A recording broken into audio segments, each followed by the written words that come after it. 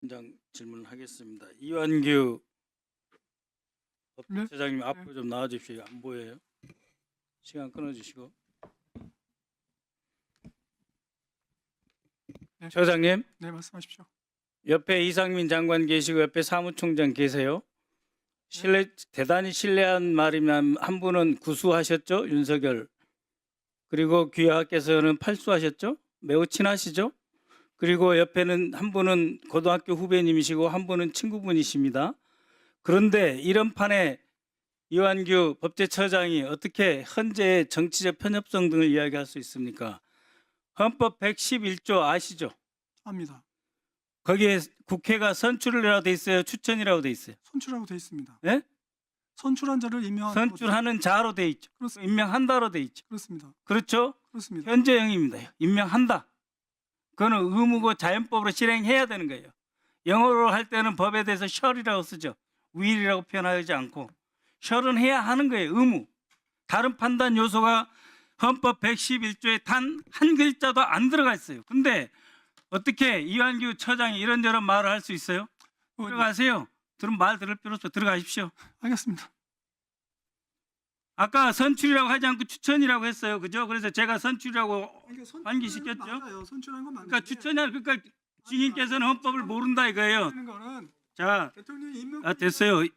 임명권이 아닙니다. 권한이 아니에요. 임명한다는 건 의무예요. 제2군단 부군단장님, 네, 부군단장입니다. 그 문상호 사령관이 법정에 나와서 대통령에게 여러 번 개헌 반대했다라고 말을 했어요. 가능한 이야기입니까? 문상호 사령관은 대통령을 만난 걸로 없는 걸로 알고 있습니다. 그러니까요. 그렇죠? 그리고 네. 노상원이 있고 김영현이 있는데 이를 제끼고 대통령에 여러 번 반대했다 이런 의사 표시할 수 있습니까? 없죠. 만난 적도 없고. 네, 오로지 김영현, 노상원을 통해서 명령 지시 받은 거죠. 그렇습니다. 그런데 왜 노상원은 김영현과 문상호에 대해서 이렇게 영향력이 있을 수 있을까요? 답변해 주십시오.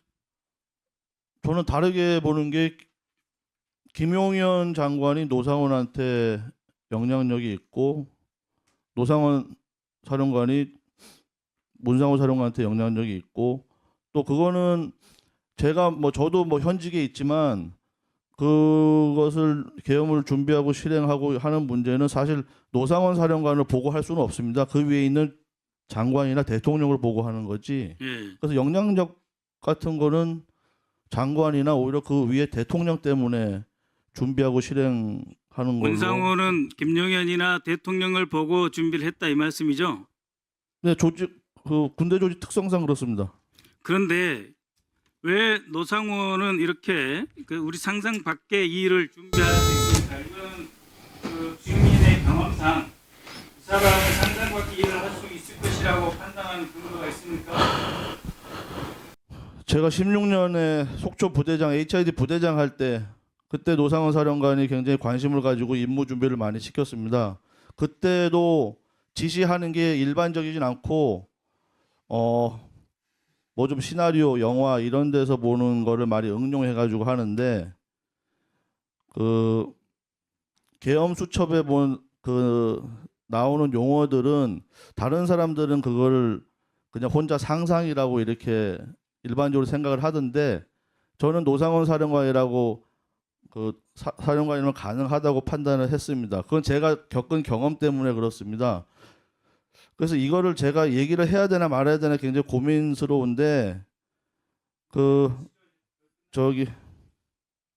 있는 그대로 말씀을 드리겠습니다.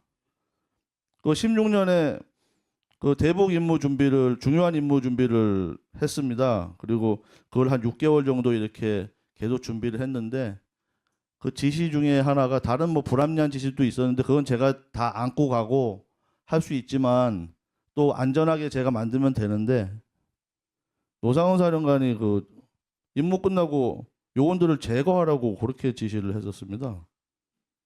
그래서 어떻게 제거하냐 하니까 폭사시키라고 그랬어요. 폭사.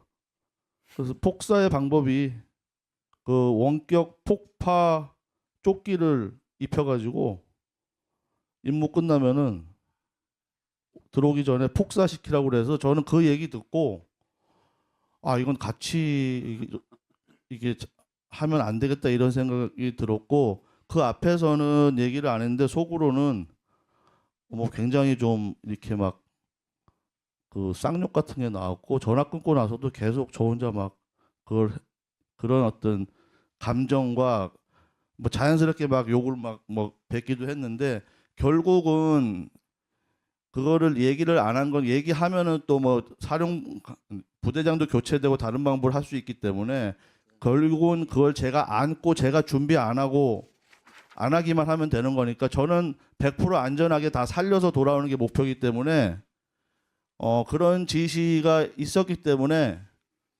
그때 그 사람의 어떤 그런 어떤 그런 잔인한 반인륜적인 면을 봤기 때문에 그 계엄 수첩에 적힌 용어들이 전혀 낯설지 않았습니다. 이상입니다. 아 저는 뭐 충격적이라서 지금 이 정신이 지금 아주 황홀지경입니다. 네, 네 하십시오. 네, 하십시오. 네, 네. 2분 넣어주세요. 그래서 부군단장님은 이미 그때부터 노상원에게 너는 고집이 세지 아직도 그러냐 하는 분으로 이렇게 찍혀 있었겠네요. 그때는 티를 안 냈습니다. 그게 티를 내서 의미 있는 게 아니고 예. 또 그분 성격이 뭐 제가 그걸 안 하면은 또 어떤 거기 교체를 해가지고 할 수도 있기 때문에 그건 제가 안고 가면 되는 거고 노상원 사령관은 특수의 비전문가이기 때문에 뭐 제가 안 하면은 안전하게 저기 임무하고 복귀시키면 되는 겁니다. 그렇죠. 문상호도 특수 비전문가죠. 네, 820이 아니죠. 네.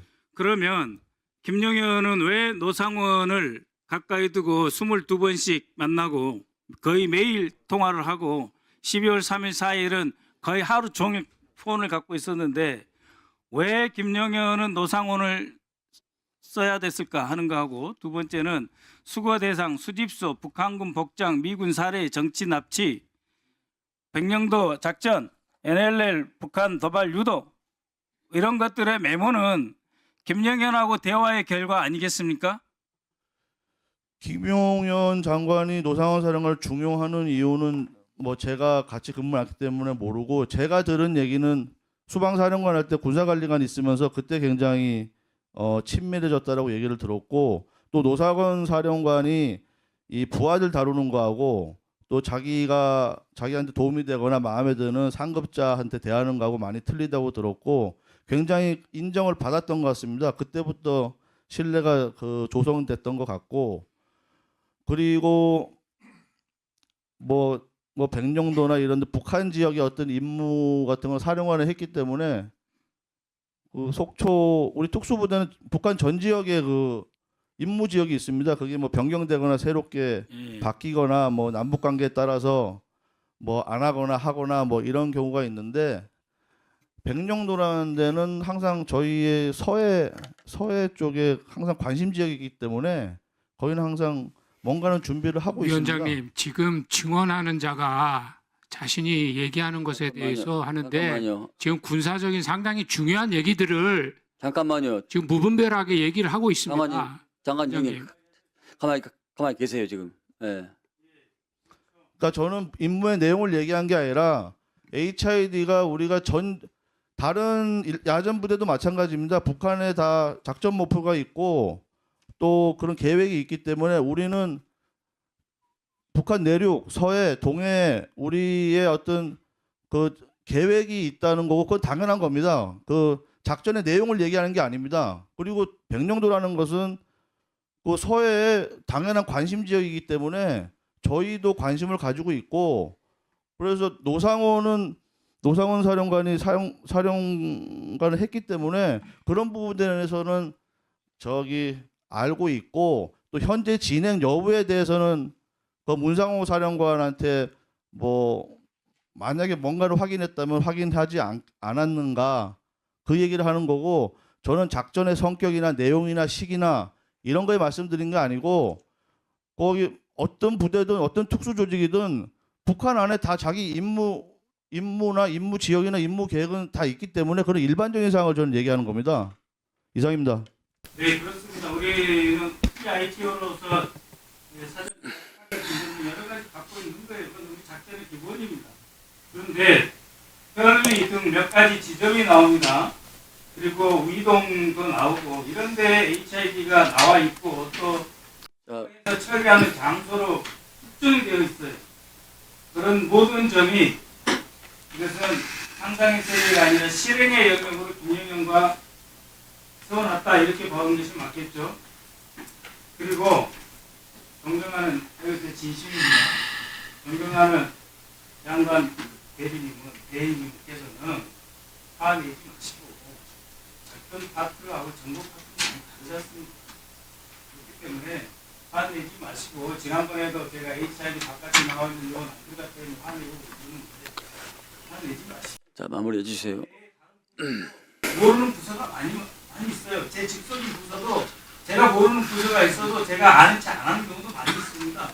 저는 장관 직무대행께서 다 아시고 아셔야 되지만 그런 부분도 있을 수 있는 겁니다. 그게 조직이 큰 국방부의 특성이고 군의 특성이고 국제부도 마찬가지예요. 그러니까 존경하는 장관 직무대행께서는 여러 가지 참여하세요. 반하신 것입니다. 네.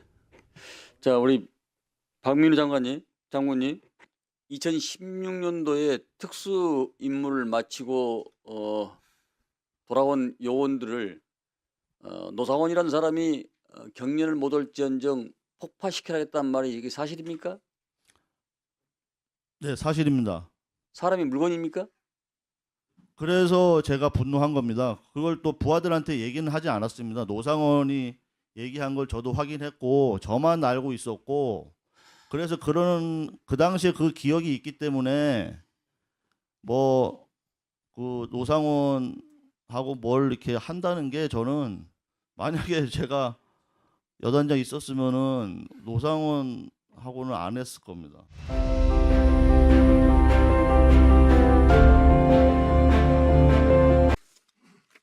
예, 구삼회 준장입니다.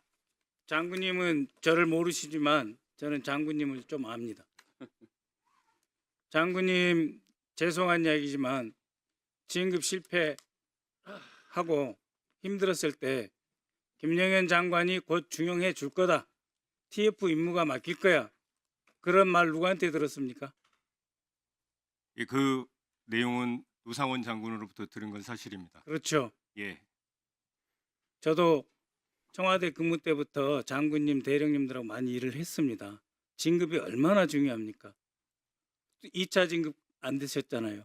그런데 장관이 너 곧 중용할지 모르니 노상원한테 가봐라 해서 가셨잖아요. 그 부분은 사실이 아닙니다. 장관하고는 저는 그럼 노상원이 공연도에 그렇게 통화한 이야기했죠. 적이 노상원이 예. 그렇죠. 장관이 장군님을 중용할 거다. 그러고 나서 가보니 햄버거 집이었고 가보니 판교였지 않습니까? 판교에 가셨죠. 저녁 6시경에. 예, 그 부분은 지금 수사 중인 사항입니다. 간 건 확실하니까요. 제가 지금 방정환 장군님하고 구삼회 장군님 생각을 하면 너무 마음이 아파서 그래요. 어떻게 선배라는 분이 장관이라는 자가 진급 못하고 힘들어하는 후배한테 중용될 거다 하는 미끼를 던져가지고 가보니까 내란하는데 그래서 본인께서 구장군께서 그래서 공작하는 정보사는 믿으면 안 된다 이런 한탄까지 하는 마음이 생기셨죠? 예, 그 부분은 답변하지 않겠습니다. 그런 안타까움과 애석함과 고통이 있었죠? 아니 이거 알아야 돼요. 왜냐하면 선배들이 앞으로 이런 짓 하면 안 되거든요. 그렇지 않습니까? 예, 의원님 말씀은 충분히 이해하지만 공개적으로는 답변하지 않겠습니다. 장군님 가족이 이거 다 알고 계시잖아요. 나를 이렇게 해가지고 노상원이 장관이 너를 중용할 거다 해가지고 판교 가라 그러고 갔더니 정보사에서 갔더니 계엄이고 거기 문건 있었죠. 그거 받아다가 다 제출하셨죠. 저는 그날 어떠한 문건도 받거나 본 적이 없습니다. 네, 그 부분은 내가 따로 지금 조사받고 계시니까 예. 확인을 할게요. 예. 다만 존경하는 차관님, 직무대행님, 존경하는 우리 선배 장군님, 이러시면 안 돼요, 후배들한테. 방정환 단장도 그렇고 구삼의 장군도 그렇고 옆에서 가까이 장관 잘못인 죄밖에 없는데 진급 못한 사람 너 장관이 중해줄 거야. 내란에 구렁텅이에 쳐집어넣고 계엄군도 되어서는 안 되는 정보사 한교부대 보내고 이러면 되겠어요? 그래서 이 장군은 후배들을 위해서라도 이런 것에 대해서 당당하게 재판 과정이든 조사 과정 이야기를 하셔야 돼요. 내가 부장군이 나를 아는 것보다 내가 부장군 더 많이 한다고 했죠. 알고 있어요. 그러니까 바로 잡으셔야 돼요. 네, 알겠습니다. 김명주 의원님.